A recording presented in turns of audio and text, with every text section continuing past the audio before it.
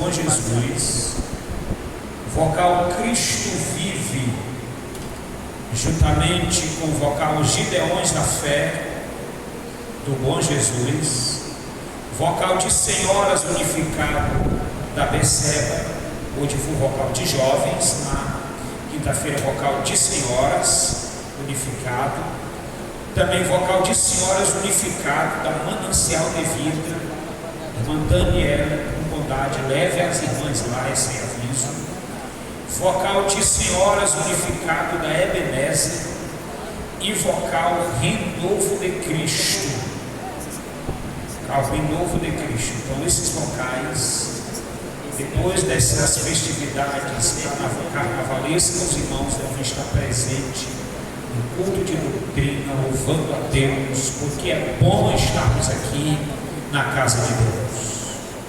Amém, irmãos? Vamos meditar na palavra de Deus esta noite. Quantos dos irmãos trouxeram a Bíblia para o culto? Quantos trouxeram? Muito bem, vamos abrir as nossas Bíblias.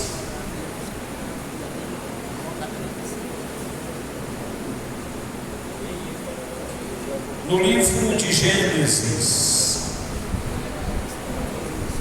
nós vamos começar hoje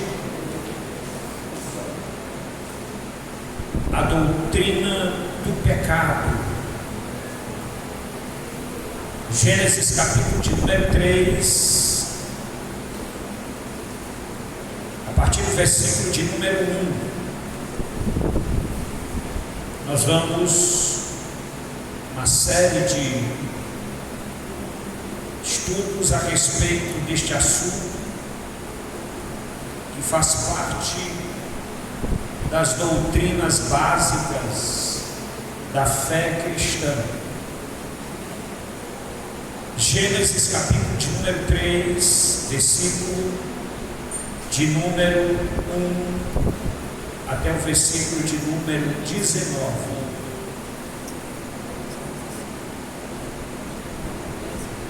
Diz assim o texto sagrado: mas a serpente, mais sagaz que todos os animais selváticos que o Senhor Deus tinha feito, disse à mulher: é assim que Deus disse: não comerei de toda a árvore do jardim? Respondeu-lhe a mulher: do fruto das árvores do jardim podemos comer, mas do fruto da árvore que está no meio do jardim, disse Deus: dele não comereis, nem tocareis nele, para que não morrais. Então a serpente disse à mulher: é certo que não morrereis, porque Deus sabe que no dia em que dele comerdes, se vos abrirão os olhos, e como Deus, sereis conhecedores do bem e do mal. Vendo a mulher que a árvore era boa para se comer, agradável aos olhos, e árvore desejável para dar entendimento, tomou-lhe do fruto e comeu, e deu ao marido, e ele comeu. Abriram-se então os olhos de ambos, e percebendo que estavam nus, coseram folhas de figueira e fizeram cintas para si. Quando ouviram a voz do Senhor Deus, que andava no jardim pela viração do dia, esconderam-se da presença do Senhor Deus, o homem e sua mulher, por entre as árvores do jardim. E chamou o Senhor Deus ao homem e lhe perguntou: onde estás? E ele respondeu: ouvi a tua voz no jardim, e porque estava nu, tive medo e me escondi. Perguntou-lhe Deus: quem te fez saber que estavas nu? Comestes da árvore de que te ordenei que não comesses? Então disse o homem: a mulher que me deste por esposa, ela me deu da árvore e eu comi. Disse o Senhor Deus à mulher: que é isto que fizeste? Respondeu a mulher: a serpente me enganou e eu comi. Então o Senhor Deus disse à serpente: visto que isto fizeste, maldita és entre todos os animais domésticos, e és entre todos os animais selváticos. Rastejarás sobre o teu ventre, e comerás pó todos os dias da tua vida. Porém, inimizade entre ti e a mulher, entre a tua descendência e o seu descendente. Este te ferirá a cabeça, e tu lhe ferirás o calcanhar. E a mulher disse: multiplicarei sobremodo os sofrimentos de tua gravidez, em meio de dores darás luz, filhos, o teu desejo será para o teu marido, e ele te governará. E a Adão disse: visto que atendeste a voz de tua mulher, e comeste da árvore que eu te ordenara não comesses, maldita é a terra por tua causa. Em fadigas obterás dela o sustento durante os dias de tua vida. Ela produzirá também cardos e abrolhos, e tu comerás a erva do campo. Do suor do rosto comerás o teu pão, até que tornes a terra, pois dela foste formado, porque tu és pó, e ao pó tornarás. Amém. Nós vamos falar um pouco sobre a origem do pecado e o subtema: a sua permissibilidade, origem e sutileza. O livro de Gênesis, ele vai trabalhar a respeito do capítulo 1, 2, da origem de todas as coisas, para podermos entender o capítulo 3, o que diz respeito à tentação da mulher. Precisamos entender que este tentador, ele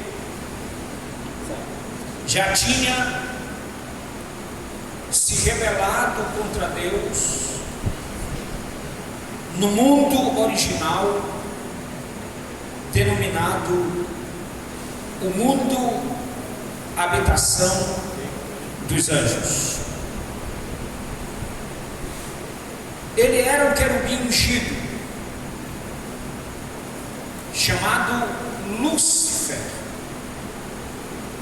É bem verdade que o hebraico, ele vai dizer que esse Lúcifer significa anjo de luz,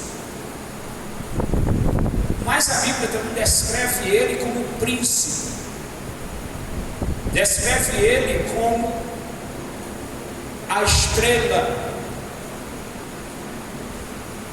e descreve ele como querubim ungido. O livro de Ezequiel, o capítulo de número 28, e vai nos narrar a respeito deste querubim ungido, e vai mostrar também a sua habitação. A partir do versículo de número 13, diz assim: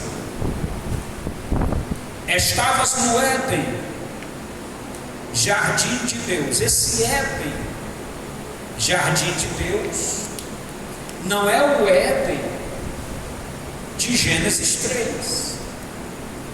Este Éden, jardim de Deus, por ser um lugar perfeito, era um lugar originalmente com habitação angelical, habitação dos anjos.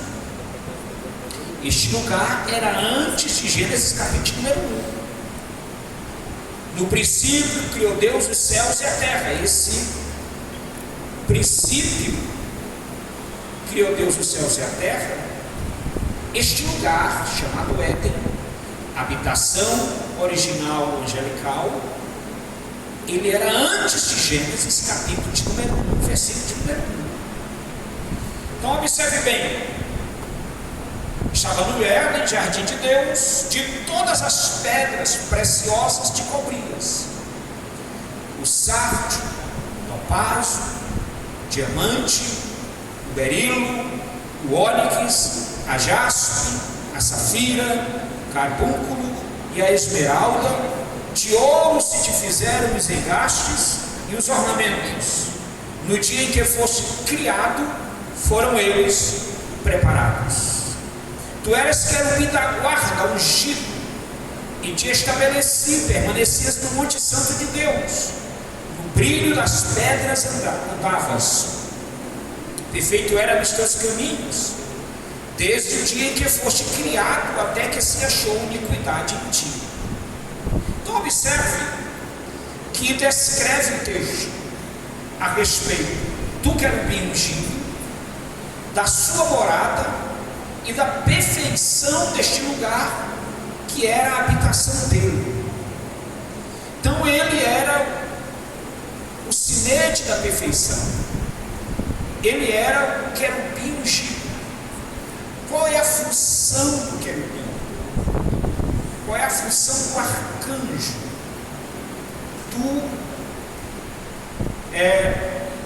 do anjo mensageiro?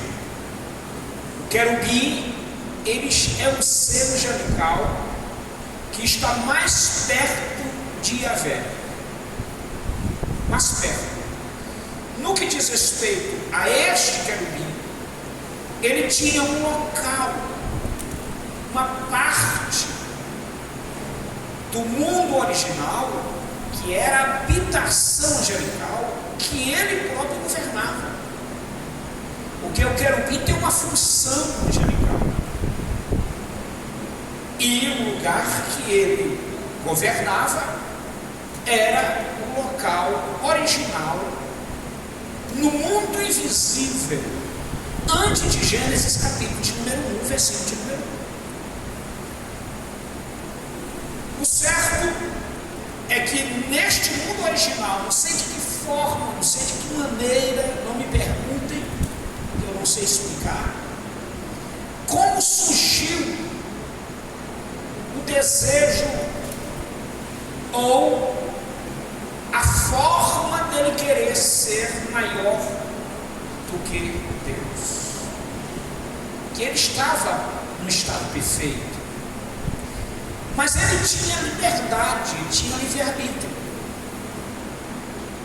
Ele não era eterno, porque ele foi criado. Aquilo que é eterno não é criado. Então ele foi criado, o texto diz claramente. E se ele foi criado, ele foi dotado de livre-arbítrio. Então ele tinha livre-arbítrio, que é a livre escolha de decisão. Então, não sei de que forma, não sei de que maneira, ele no mundo original, ele tenta subir e fazer a sua morada acima das moradas do Altíssimo. Vamos para o livro de Isaías, capítulo de número 14.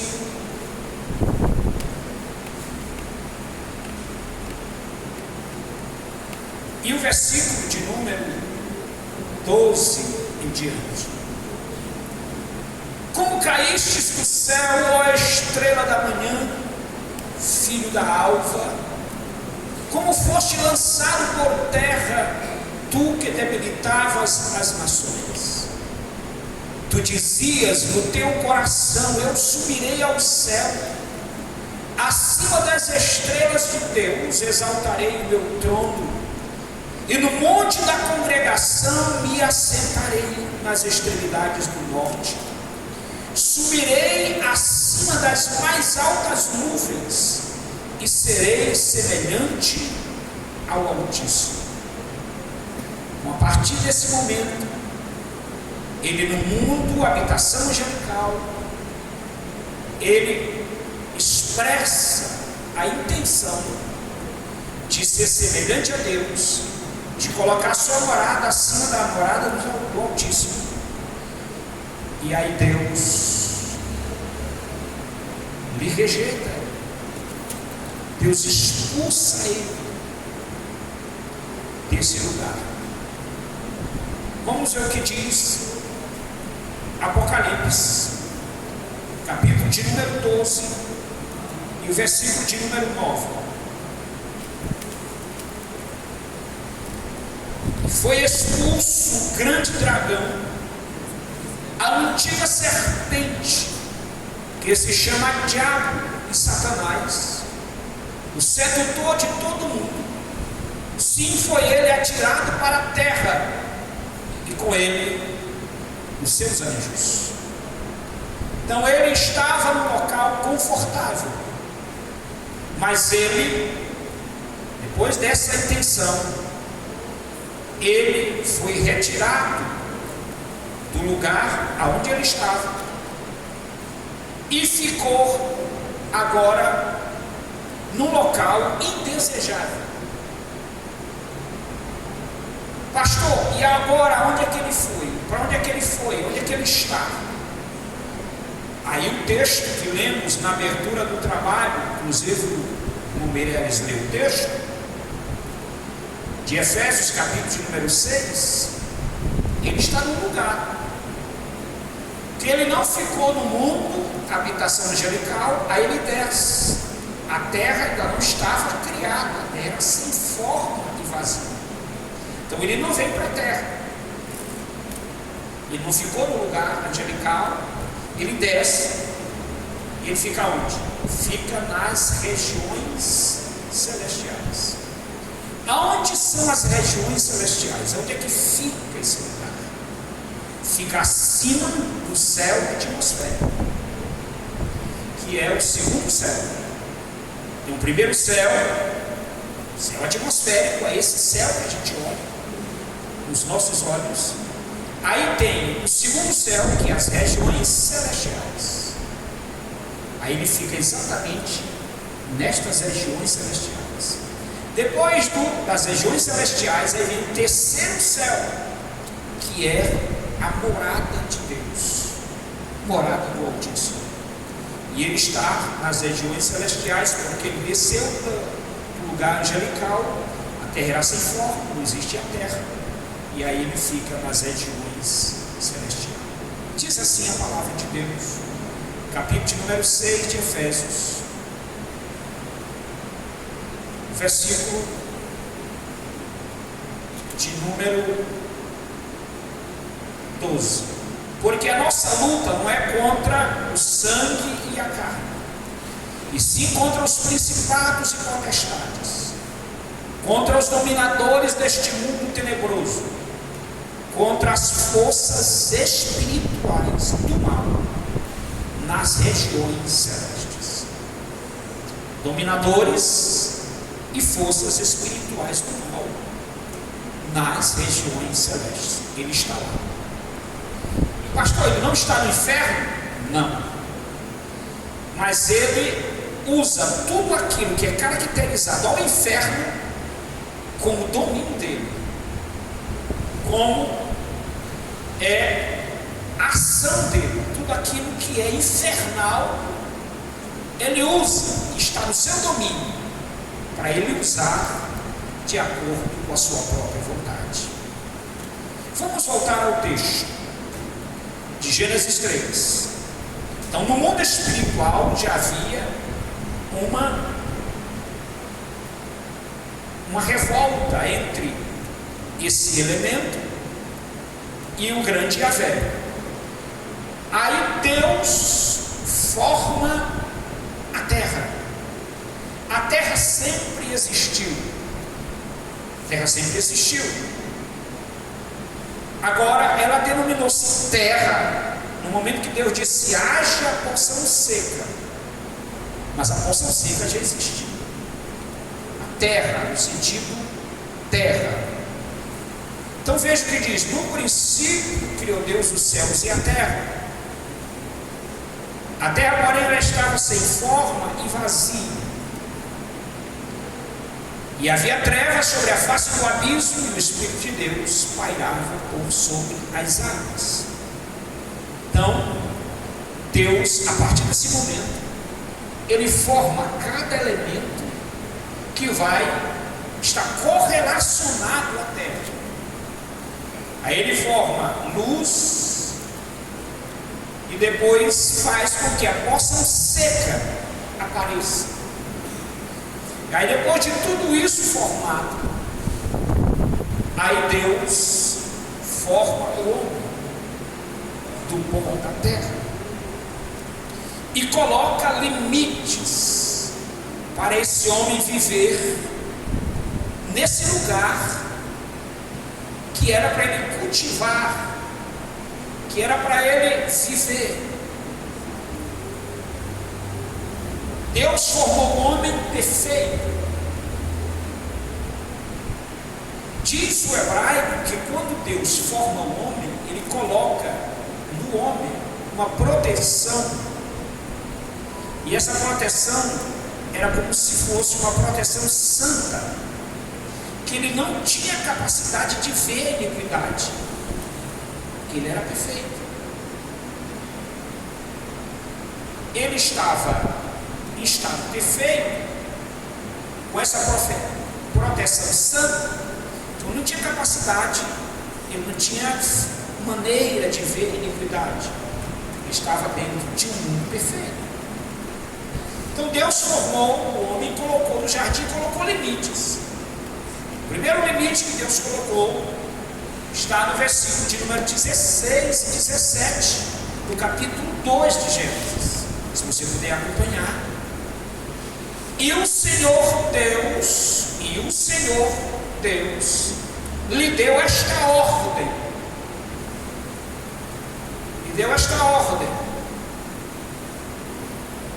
De toda árvore do jardim comerás livremente, mas da árvore do conhecimento do bem e do mal não comerás, porque no dia em que dela comeres, certamente morrerás. Então, limites estabelecidos, ordenado por Deus. Ele poderia comer de toda a árvore do jardim, porém existia uma proibição, uma ordem para ele não comer a árvore do conhecimento do bem e do mal. É o limite. Ele era perfeito, mas tinha limite, porque ele era humano, perfeito, mas era humano. Ainda não estava num estado imperfeito, ele estava em estado perfeito, mas já tinha limite, porque ele era humano. E sendo humano, ele tinha livre-arbítrio. Veja que Deus deu a ordem para ele não comer, porque no dia que ele comesse, quando Deus deu a ordem para ele não comer, porque Deus, ele tinha liberdade de escolha. Se ele tinha liberdade de escolha, ele tinha livre-arbítrio.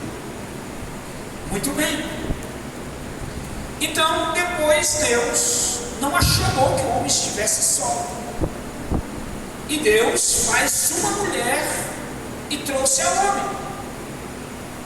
E esta mulher tinha a mesma essência dele.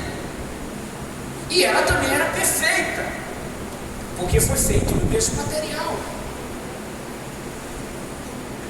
E então começaram a conviver nesse espaço criado por Deus, o jardim do Éden. Tudo perfeito, tudo lindo. Mas dado o momento da sua convivência, no mundo espiritual, o tentador, ele próprio, vem e inspira a serpente e tenta a mulher. mulher não estava junto com o marido. Dá para entender no texto de Gênesis 3 que a mulher estava só. A mulher estava só. Que a serpente fala com a mulher sozinha. A mulher estava só. A mulher, por ser frágil, estando só, ela fica muito mais vulnerável ao estado tentador do que ela se tivesse uma companhia. O estado solitário de qualquer pessoa é um ambiente propício para a pessoa ceder à tentação. Imagine uma pessoa que é frágil a esse estado tentador. Então a mulher estava só. E ele começa a comunicar-se com a mulher. E ele diz o seguinte: disse a mulher, é assim que Deus disse: não comerei de toda a árvore do jardim. Ele faz uma pergunta. Quando uma pessoa faz uma pergunta para outra pessoa, é porque ele está querendo uma resposta à altura da pergunta. Quando uma pessoa faz uma pergunta, é porque ele tem dúvida daquilo que ele está perguntando. Então, subentende-se no texto que nessa pergunta proposital estava inserida uma dúvida.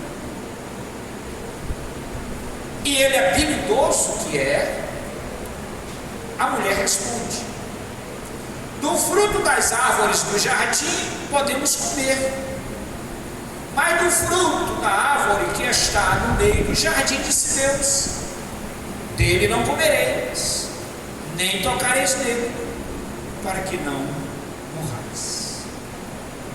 Observe bem que a mulher estava só.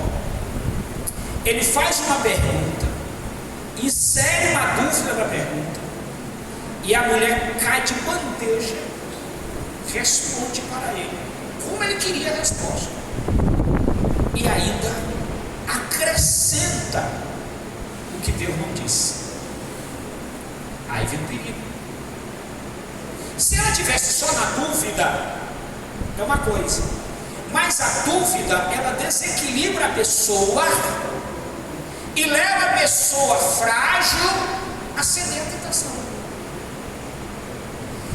A dúvida, ela leva a pessoa a mentir. A dúvida leva a pessoa a mentir. A dúvida leva a pessoa a dizer aquilo que não é certo. E não acrescentar ainda. Ela mentiu. Veja que ela mentiu. Porque Deus não disse para ela tocar a árvore. Ele disse para ela não comer. Como é que ela foi inventar isso? Ela ouviu de quem essa palavra? Então ela estava já envenenada pelo ato tentador. E aqui começa a desenvolver o pecado, neste ato tentador. Para podermos entender o que é o pecado original, aqui desenvolve o pecado original, não é o pecado praticado, que cada um pratica. O pecado praticado, ele tem uma origem do pecado original na fragilidade humana originalmente constituída. Então aqui tem o pecado original, desenvolve o pecado original. Então observe bem, nós temos aqui algumas teorias que nos explicam a origem do pecado. Por exemplo, o ateísmo. O ateísmo nega a existência de Deus e também nega o pecado. Para o ateísmo, o pecado não é nada.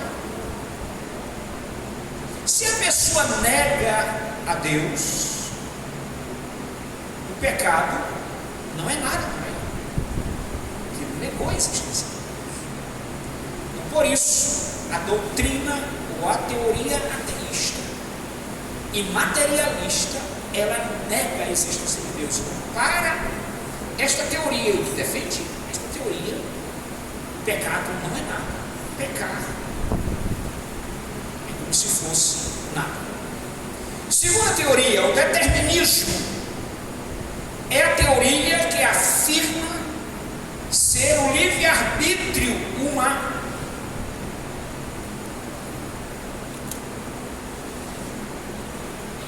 uma ilusão e não há uma realidade. Essa teoria ensina que as nossas escolhas são ditadas pelos nossos impulsos internos e circunstâncias que escaparam do nosso domínio. O que é o determinismo?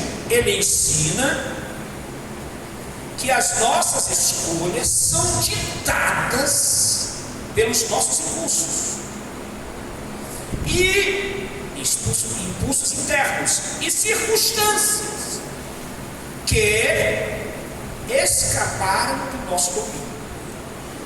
Então, se a pessoa está passando por uma circunstância, ele não tem domínio sobre o impulso dele, então isso leva ele a pecar.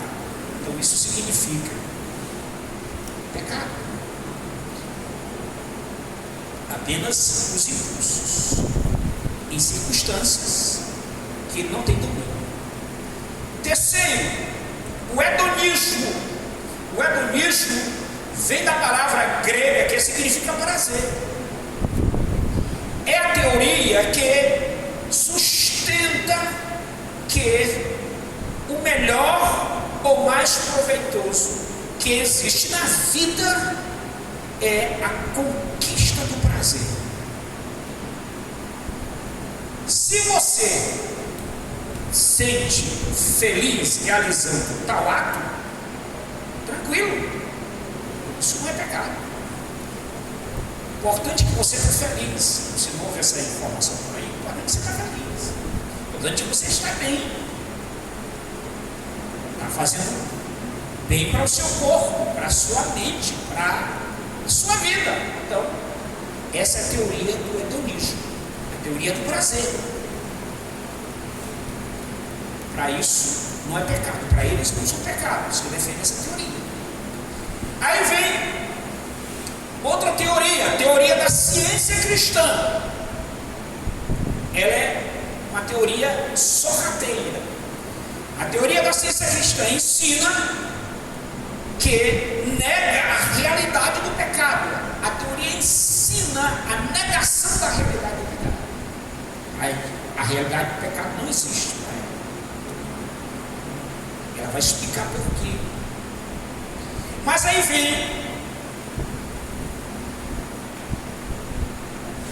exatamente essas teorias. Mas tem também a teoria evolucionista, que ensina que o ser humano veio do ser animal, o macaco. Só que o macaco, ou ser animal, que veio, segundo a teoria, a humanidade evolutiva, o animal, ele não tem capacidade de raciocínio. O animal não tem nem alma, ele tem. O animal não tem alma. Então, se o animal não tem capacidade de raciocínio, ele não tem alma, aquilo que ele faz naturalmente é como se fosse natural para ele. Porque ele não tem raciocínio, ele não tem alma, ele é um ser animal. O ser humano é diferente, tem alma, corpo e espírito. Então é diferente as reações. A teoria também cai por terra. Então, essas teorias, elas estão patentes no meio da nossa sociedade. E elas estão instigando e ensinando a nossa sociedade a respeito da origem do pecado. Vamos voltar ao texto. Então, a serpente disse à mulher: certo que não morrereis, porque Deus sabe que no dia em que dele comerdes, se vos abrirão os olhos, e como Deus sereis conhecedores do bem e do mal. O que era que o inimigo estava dizendo a respeito dessa declaração? Ele estava dizendo algumas coisas importantes, e eu quero comunicar aqui aos irmãos a respeito dessas coisas importantes. A pergunta, ele lança tríplice dúvida acerca de Deus, nessa pergunta. E a afirmação, ele leva a mulher a uma tríplice dúvida acerca de Deus. A primeira dúvida é sobre a bondade de Deus. A bondade de Deus. Quando ele diz assim: porque Deus sabe que no dia em que dele comerdes, se vos abrirão os olhos, e como Deus sereis conhecedores do bem e do mal. Então a primeira dúvida é com respeito à bondade de Deus. Deus está retendo a tua bênção. Era isso que ele estava dizendo. Deus está retendo a tua bênção. Por isso que eu não queria que você comesse o fruto da árvore, que estava retendo a tua bênção. Segunda dúvida. Dúvida sobre a retidão de Deus. Certamente não morrereis. Deus não pretendia dizer o que disse. Veja, quando ele diz assim, não morrereis,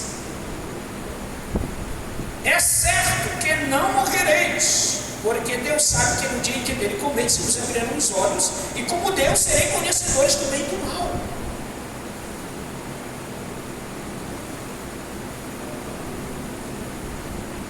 Qual a solução, qual a importância que tinha para Eva e Adão conhecer o bem e o mal?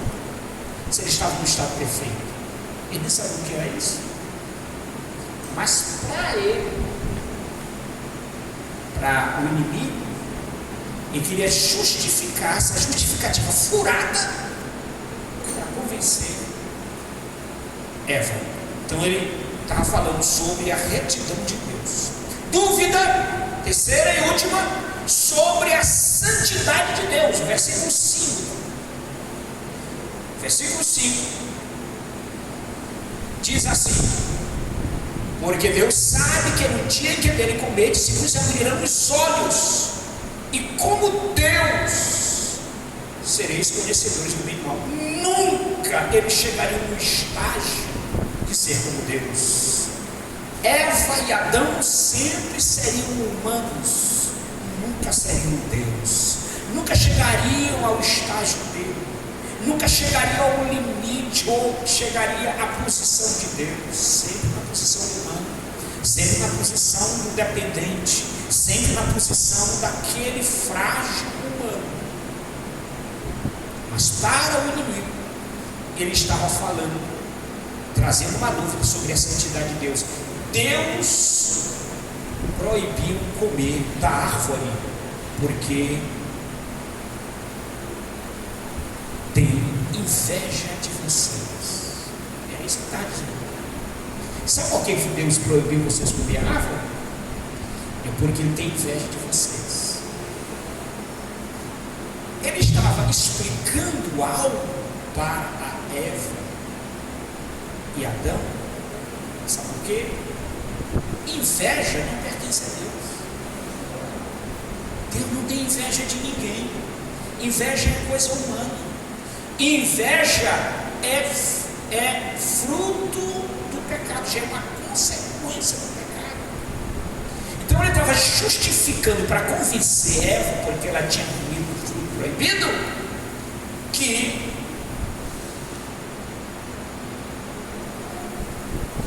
ele tem inveja de vocês. Por isso que eu não queria que vocês comessem o fruto.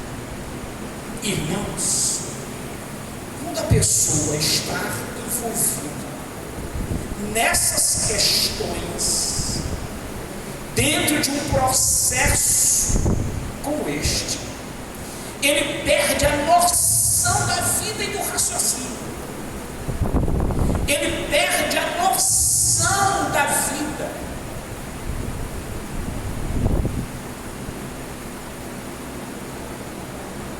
Tem pessoas que depois que eles passam pelo processo tentador e não caem, que ele vai ver a consequência daquilo, aí ele vai dizer: graças a Deus que Deus teve misericórdia de mim,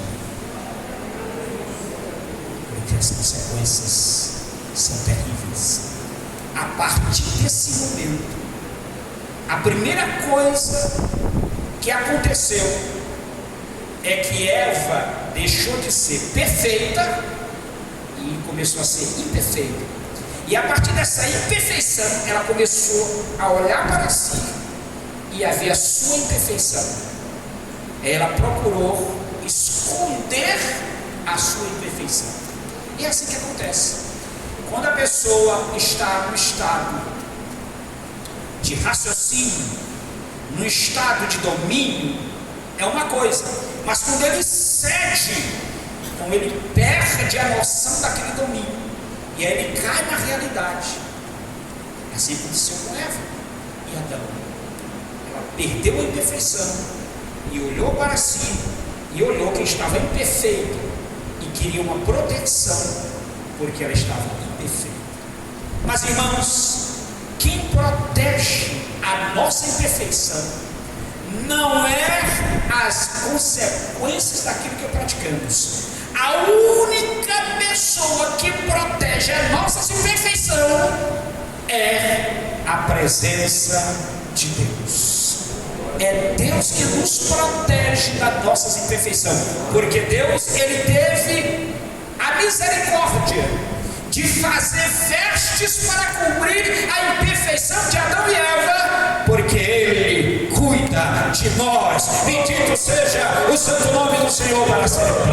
Que Deus nos abençoe, que Deus nos ajude, que Deus nos guarde para sempre. E na próxima quinta-feira estaremos dando continuidade no que estamos falando sobre a origem do pecado, em nome do Senhor Jesus Cristo. Amém, irmãos? Nós queremos passar neste momento a palavra ao irmão Marcos e depois ao irmão Joaquim, para poder dar os avisos a respeito do trabalho que teremos a partir de sábado.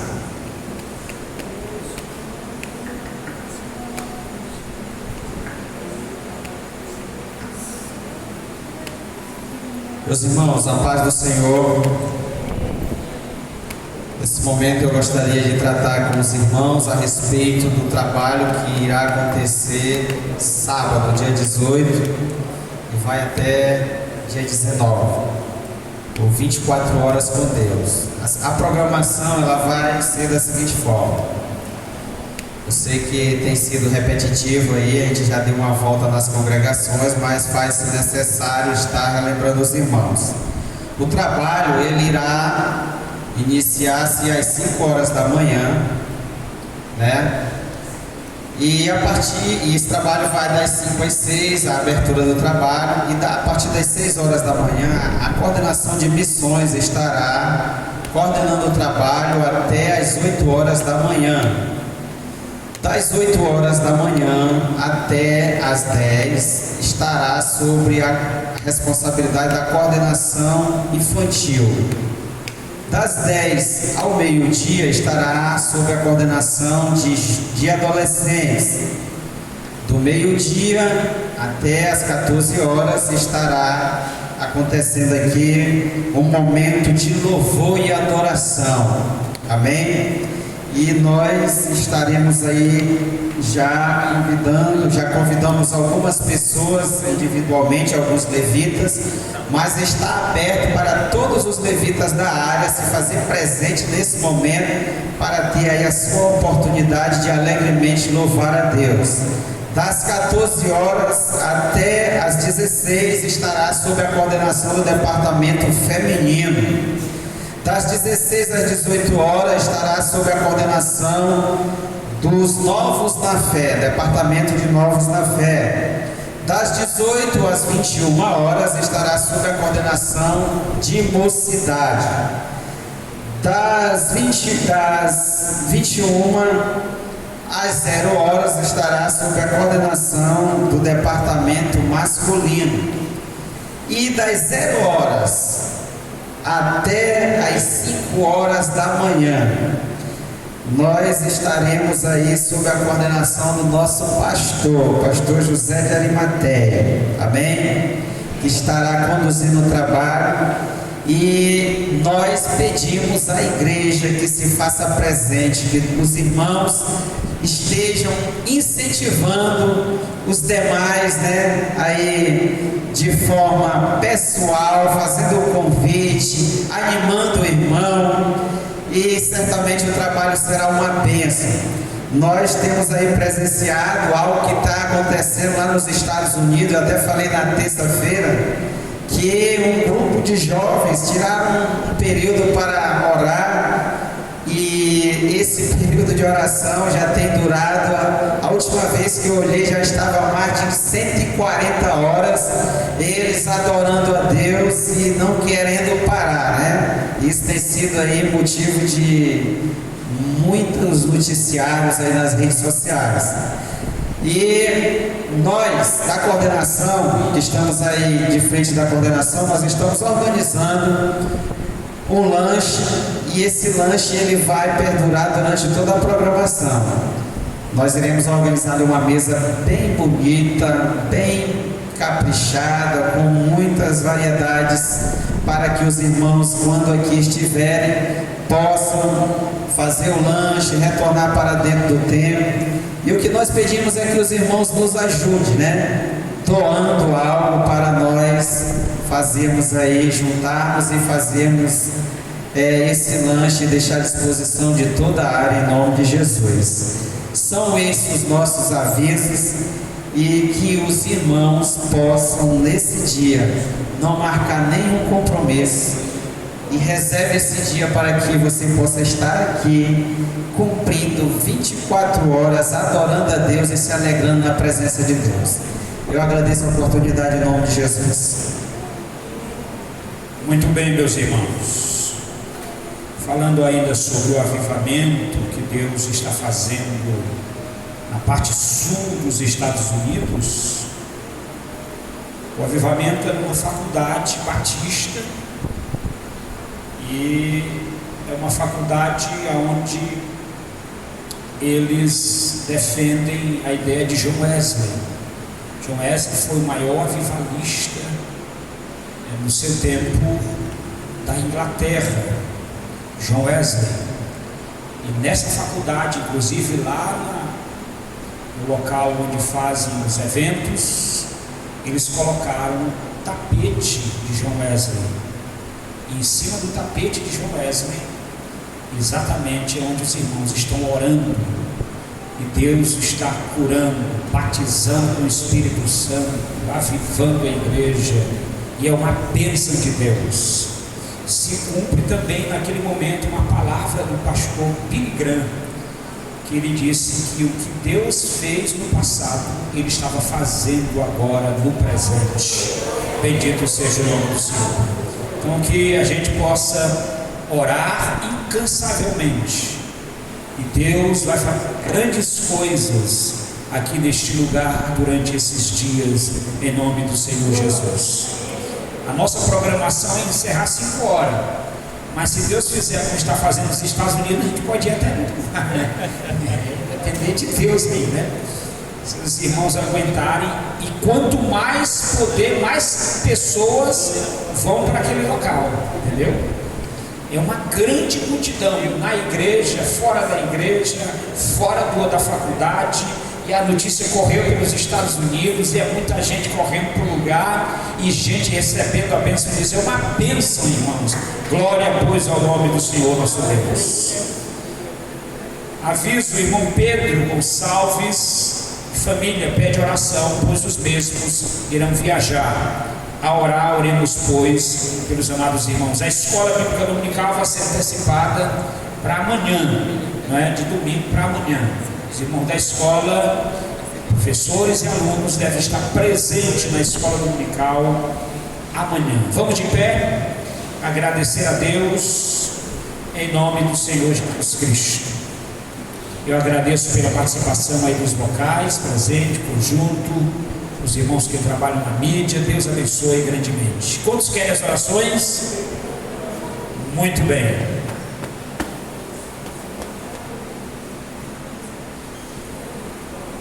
O Marcos está pedindo oração pela sua filha, que a bem de saúde. O irmão Moacir também não pôde estar presente, pois ele estava no dentista, logo que eu vim para o culto, então sua ausência dele é justificada. Vamos convidar o irmão Joaquim para orar ao Senhor, nosso Deus, encerrando o trabalho e orando pelos irmãos que pedem oração. Meus irmãos, a paz do Senhor, vamos orar. Queria só 2 minutinhos dos irmãos. Queria chamar os líderes de departamentos que vão estar trabalhando nesse 24 horas com Deus, de maneira assim, na direção que eu digo. Para ficar bem aqui, se posicionar bem aqui, os departamentos de missões, vamos chamar o irmão Meirelles para representar aqui, montar toda a coordenação. Departamento infantil, departamento de adolescente, os líderes, rapidinho. Departamento de louvor e adoração. Vamos chamar o Toniel aqui para representar aqui esse louvor e adoração. Departamento feminino, a irmã Fátima Azevedo.